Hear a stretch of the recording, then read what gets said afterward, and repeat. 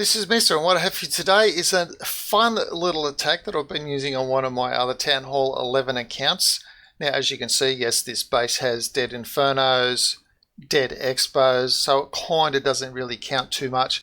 However, it's just a fun little attack, and I'm not using any CCs. If I was going to be using a CC on this one, let me rephrase that. I try to use the CC where I can.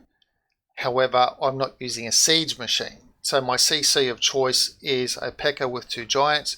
If I was having a siege machine, I would be using the siege barracks and I would be filling it with hogs so that the P.E.K.K.A with wizards comes out, and then once it's all done, hogs comes out to assist. Anyway, Icy Witch, 4 ice golems, just witches, 4 earthquake, a jump spell, so that should get me most of the base, into the base, most access to all of the base, 2 rages and a heal. Okay, let's have a look how I'm deploying it. We're going to have a look at 4 attacks. 4 attacks. How about 4 instead of 3?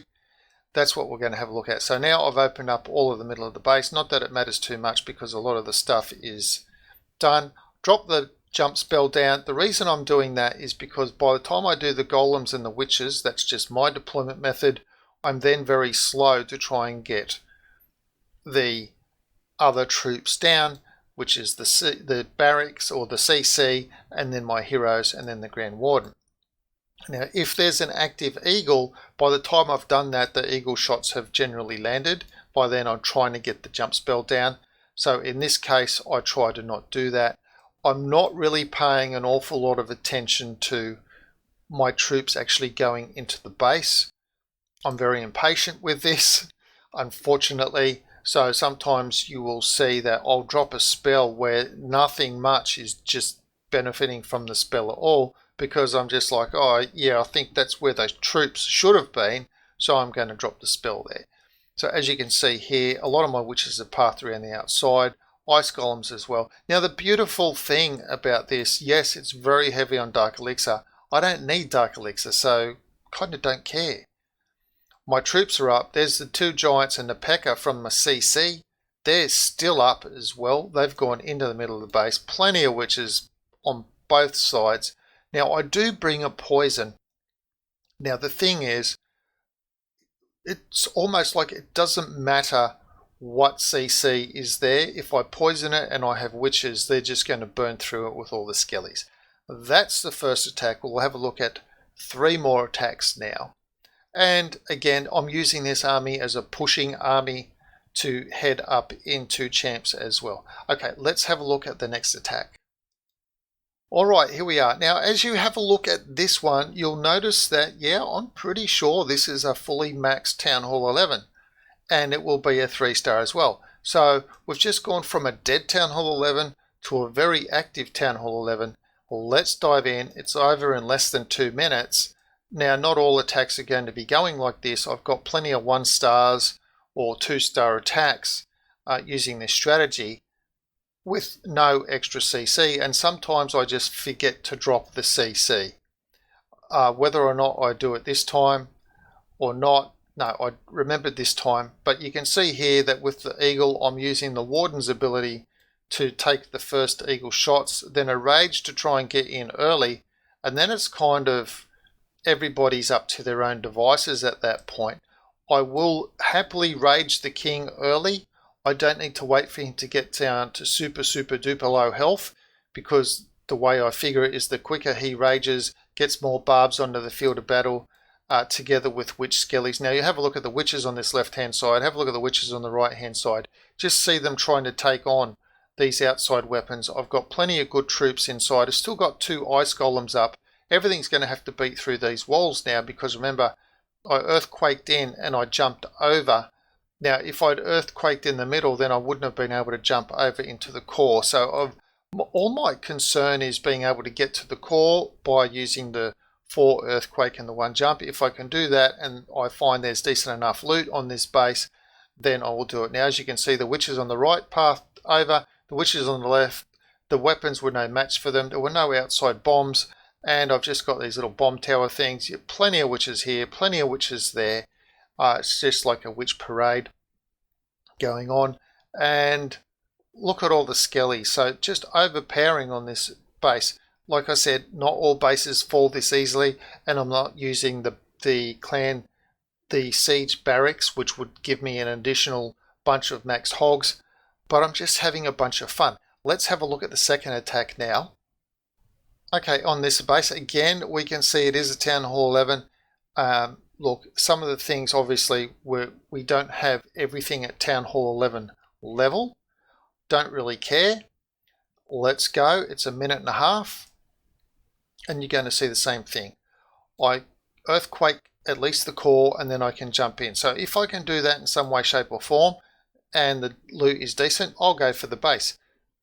Eagle Artillery, Grand Warden, Queen, Barracks, and now you'll see the same pattern that I did before, Rage, and I've used the Grand Warden's ability to take the first hit on the Eagle Artillery. Now, I'm not spending an awful lot of time trying to get any kind of perfect funneling going on. Now, you will see I've put a Rage in the middle, and I've put the heal down between them, and I'm expecting things to go in the Rage. I didn't even notice these giants coming out of the enemy clan castle to take on my troops. But this is one of the weird things about this attack. I've got a good lot of witches in the middle, good lot of witches and skellies pathing around on both sides. My king's ability has been used already. The warden's ability has been used. My queen is in there somewhere or other shooting things. I've lost track of where she is. At that point, I just see big freezes open up as the ice golems go down. And it just doesn't seem to matter. Look at all the witch skellies that are pathing in towards an expo and a wizard, and they still take out the whole lot. So the expo and the wizard and the skellies focusing on the king. The witches are still surviving. Look, some of the skellies get nuked by the little tornado trap, but it's all just not enough. Then I have a couple of wizzies I keep up my sleeve for moments like that where you just see, why, while the wizard's distracted, I'm going to drop my 2 wizards. Let's have a look at the last attack. Alright, this is the last attack. Look, there's a Christmas tree inside the base there, and one over here as well. As you can see, Eagle's still up, all the expos are still up. Now, you will notice that where I can, I'm targeting bases that have single target infernos, just because the multi-streams just rip through the witch skellies a little bit too quickly. So, earthquake straight in, and then I think I place a jump around here somewhere. Not really, it's a useless wasted jump, as you'll see. Just a line of witches at the back. CC in, heroes and Grand Warden, and activate the ability as the eagle comes down. So you'll notice that same pattern. I'm just deploying the heroes in any old order. Then I'm getting a rage in, heal in, and then I've got another rage up my sleeve with the jump spell as well. Now this might be the one where I've got the useless rage spell where there's nothing actually benefiting from the rage. I think it possibly is, where I think, hang on a second, I think there should have been things in there. So I'll just rage them up. But there wasn't actually anything in there because I wasn't really paying too much attention. There we go. So there's my useless rage. I've got giants still up. They don't even benefit from the rage. Queen, she just took out that thing. All abilities are used. They've got a jump spell left. You'll notice these witches on the right hand side. They just overpower this whole section, even with a wizard over there. And I've got multiple weapons, point defense. The witches just power through. These witches just power through with the aid of the Grand Warden coming through. Splash damage over there. The Queen's taking out the core. These witches are still doing good work. I dropped a couple of outside whizzies up here. As I figured, as they come in, they'll come in, distracted cannon on the skellies, and the whizzies will be able to take it out. As you can see, useless jump spell. Queen's managed to take things out. She goes down though, but let's have a look. How many witches do I have at the bottom? How many witch skellies? 2 witches in here, 4 witches at the bottom, plus a wizzy. Just no way anything's going to survive all of that.